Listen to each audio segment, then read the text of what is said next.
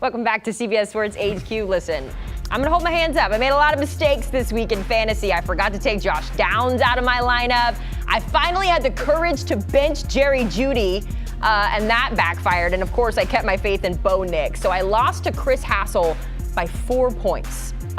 It ended my 4-game win streak. I think it bumped me down to 3rd place. I'm still a little salty about it, but I have to look in the mirror and recognize that this was a coach's mistake this week. Thankfully, I've got the FFT guys to my left. They're going to help me make sure I don't make those mistakes coming up this week. Losing to 2-7 Chris Hassel this week does not You're being feel nice. good. He got wet in Iowa. You know, he's a little salty himself. That's fair. That's fair. It's probably good that he won that matchup anyways. Okay, so the fantasy guy is going to give us some waiver wire additions to add to your lineup this week. We're going to start with quarterbacks. I'm very interested in this conversation because I have been leaning into the Bo Nix experiment all season. It has been okay, but Dave, give me maybe some better options than what Bo Nix or some of those other quarterbacks could offer. You're not going to be able to use Joe Burrow anytime soon, but he's on the way back. He's talking about playing around Thanksgiving, which is week 13. We're in week 11 right now for fantasy, which means we're 2 games away from having Joe Burrow back in our lives.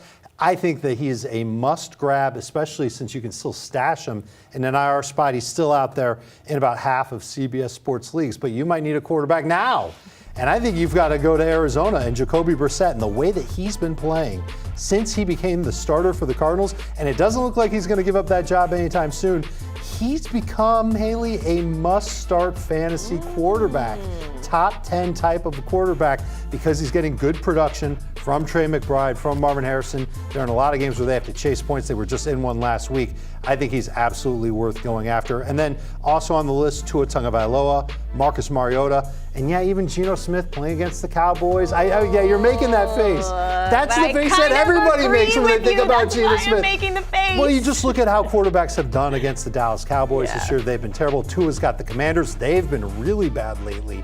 You can see Tua Tagovailoa coming through and having a top 15-ish type week. Good bye-week replacement if you've been going with Daniel Jones. And there's a lot of other quarterbacks that have tough matchups this week. You can just pivot to Tua, to Marcus Mariota, and maybe even Geno if you can't get Jacoby Brissett on your team, and start those guys instead. Okay. Tua and Marcus actually going to go head-to-head in Spain this weekend, too, so that's going to be fun.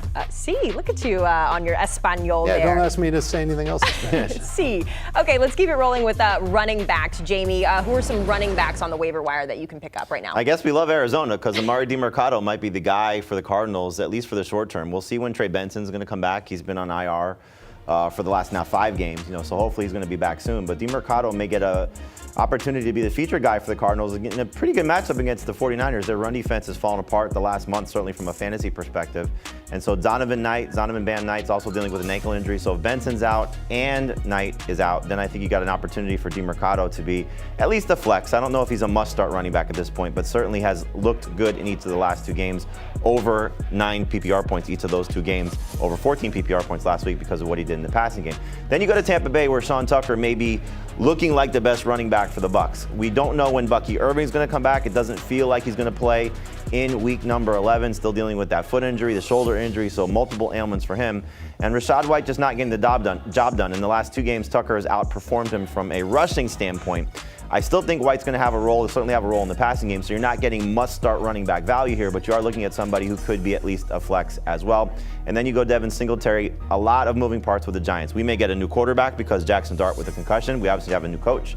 I would love it for this entire offense if Jameis Winston's the starter. That's another quarterback you looked at off waivers. But Singletary has outperformed Tyrone Tracy each of the last 2 games without Cam Scatterbo. He's most likely the goal line back. We just haven't seen that very often for the Giants because they don't score a lot of touchdowns. But he's definitely the passing downs back. We saw that with the 41-yard reception for him in the game last week against Chicago. So I think Singletary could be a flex as well. So 3 guys you could pick up and use as flex options for this week. There was a stretch last year where I was only captioning my Instagram posts with Jameis Winston quotes. And I got probably, I would say, 8 or 9 in before I was like, okay, these are a little Let's obscure. get that again. Yeah, I would love to see. He's got to be playing in order to quote him, I feel like. So Sure. if he gets back in, you can expect some Jameis Winston quotes from my Instagram.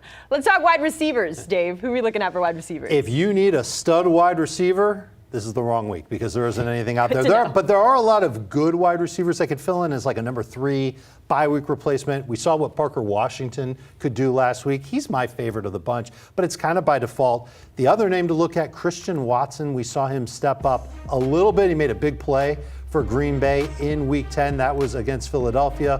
Schedule moving forward, not too bad for him. And we know that Romeo Doubs is on the shelf. We don't know for how long, but he's got the chest injury. Matthew Golden didn't play against Philadelphia. We don't know how long he's out. Tucker Kraft on IR. Jordan Love needs somebody to throw to, and this guy looks like he's recovered pretty nicely from the ACL injury he had about this time last year. A good number 3 receiver that you could turn to in New York. Jamey talked about it. A lot of changes there. If it's Russell Wilson, I'm not going to be as excited about Darius Slayton, but if it's Jameis Winston, hold on to your hats, get your Instagram ready to say all kinds of great things, because Darius Slayton will be a downfield threat.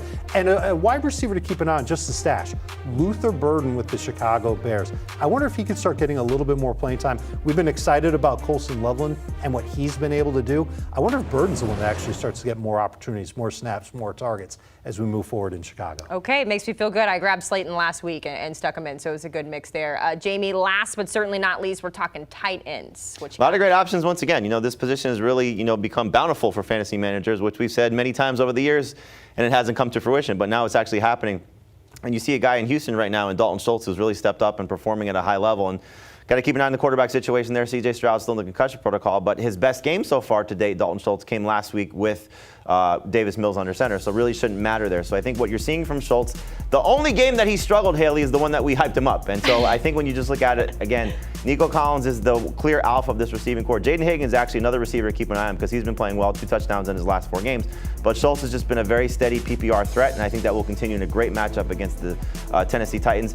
Dave thinks Luther Burden. I'm still going to go back to Colston Loveland. He had 9 PPR points last week. Great matchup this week for him again, taking on Minnesota. I think he's going to have an opportunity to play well in this game also. But you have other guys as well. You have David Njoku stepping up. Luke Musgrave. Dave mentioned Romeo Doubs being banged up. Christian Watson getting an opportunity. I think we'll see Luke Musgrave actually step up as well. Had 3 catches in that game last week also. If you want to stash somebody who's going to have some long-term appeal and has had obviously a great season so far, that's Jawan Johnson.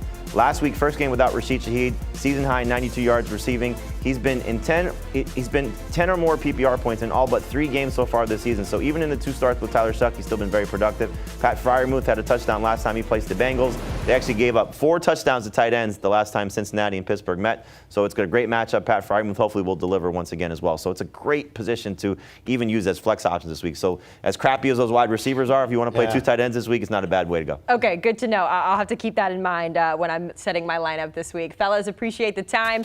We didn't have a chance to talk about it, but we did have a stash or pass segment in there. I believe that you guys were stashing Jordan Mason. Is there anyone else that I'm missing? I would not stash Jordan Mason, but we talked a lot about Keenan Allen, Ja'Cory Cross-Kamara, Kyle Pitts. What are we doing with these guys? Yeah. It's all on the podcast. We talked about it on Tuesday's show. Kind of a fun show. We started it with a bang twice. You go back and watch it on YouTube. Time out. Yeah, that's what we did. There you go. Scan that QR code.